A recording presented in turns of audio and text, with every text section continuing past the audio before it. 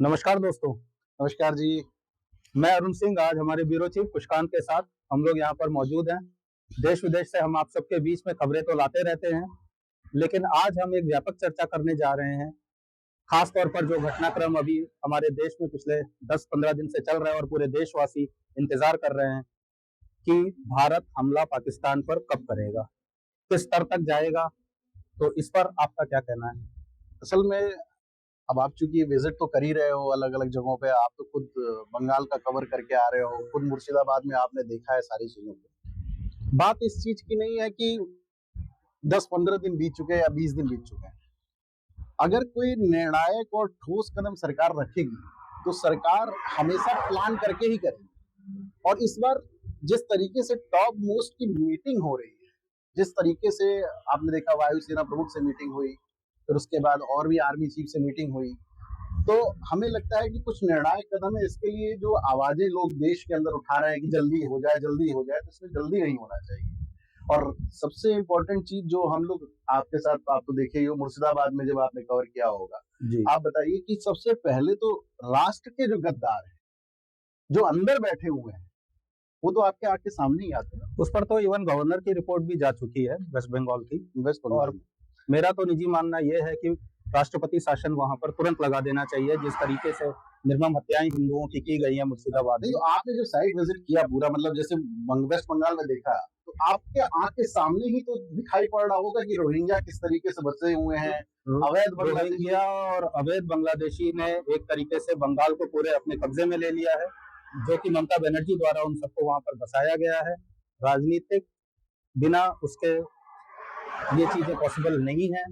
और कुल मिलाकर के यही है ना कि ममता बनर्जी की सरकार पूरी तरीके से ये कर रही है कि रोहिंग्या अवैध बांग्लादेशियों को बसाने के काम कर। बिल्कुल, और ये सिर्फ वोट बैंक की राजनीति की वजह से हो रहा है, इसका कोई और कारण नहीं है।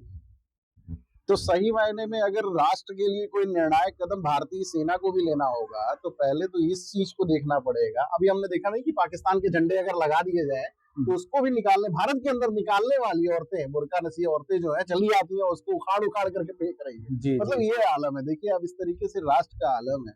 नहीं, लेकिन अभी एक कदम बहुत अच्छा उठाया जा रहा है, भले ही किसी भी की भी सरकार हो, कम से कम अवैध बांग्लादेशी और अवैध पाकिस्तानियों को खासतौर पर जो देश से जूता मार मार कर निकाला जा रहा है, ये बहुत ही निर्णायक कदम है।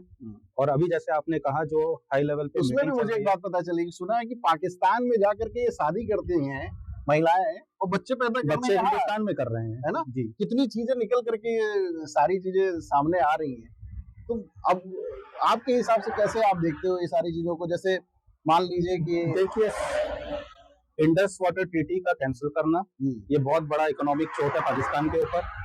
उसके अलावा बंदरगाहों का बंद करना, फ्लाइट्स का ना आने जाना, वीजा कैंसिल करना, ये सारे कदम पाकिस्तान की कमर को तोड़ रहा है। और जो अब मुझे लग रहा है अब एक निर्णायक कदम उठाना चाहिए, जो कि आर्मी के स्तर पर होगा, डिफेंस के स्तर पर होगा। राफेल ने कल जैसे नाइट लैंडिंग की, टचडाउन किया, गंगा एक्सप्रेसवे पे किया।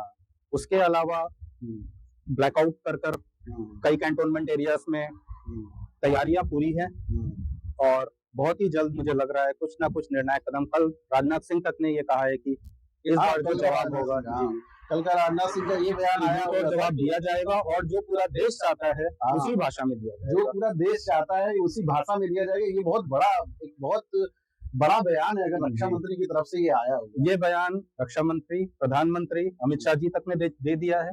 और मुझे लग रहा है कि इस बार जो होगा उससे पाकिस्तान को उभरने में सदियों लगेगी। और अब ये उचित समय है।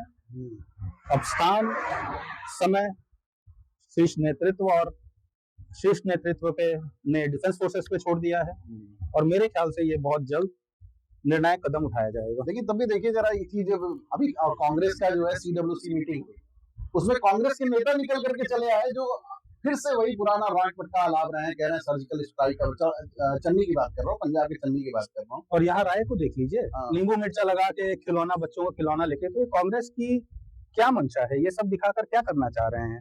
और वहीं पर प्रियंका गांधी को राय के बचाव में आना पड़ रहा है कि नहीं, हम सरकार का समर्थन कर रहे हैं। एक तरफ आपके शीर्ष नेतृत्व जो कि स्टेट स्तर के हैं, वो खिलौना लेकर, नींबू मिर्चा लेकर तुष्टीकरण की राजनीति कर रहे हैं और प्रियंका गांधी दूसरी तरफ आकर इनके बचाव में आ रही हैं कि नहीं, CWC में हमारा स्टेटमेंट जो था हम उसी पे खड़े हैं, वही हमारी ऑफिशियल स्टेटमेंट है। कांग्रेस का तो पहले से ही दोहरा चाल चरित्र नजर आता रहा है। अब देखिए, जैसे जो समझौता रद्द हुआ, जैसे ही आप इंडस ट्रीटी की बात कर रहे हैं, जैसे ही यहाँ से होल्ड हुआ ये, वहां से उन्होंने शिमला समझौते को रद्द कर दिया जी। उन्होंने कहा 93, अब देखिए 93,000 स्क्वायर किलोमीटर पे हमारा कब्जा था, लेकिन ये कांग्रेस की गवर्नमेंट थी जो कहे कि नहीं हम गांधीवादी को फॉलो करेंगे, और 93,000 जमीन को, सॉरी 93,000 जमीन बोल रहा हूँ मैं, 93,000 सैनिक थे, जमीन 13,000 स्क्वायर किलोमीटर थी। हाँ, 13,000 स्क्वायर किलोमीटर जमीन हम लोगों ने ऑक्यूपाई, हमारी सेना ने जो है ऑक्यूपाई कर लिया था।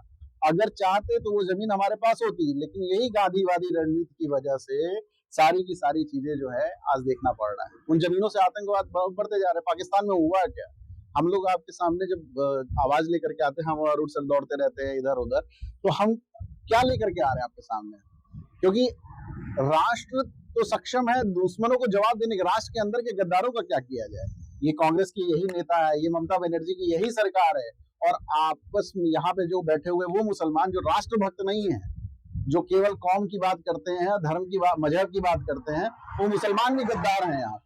क्यों, आपको ऐसा लगता है ना? बिल्कुल सही बात है।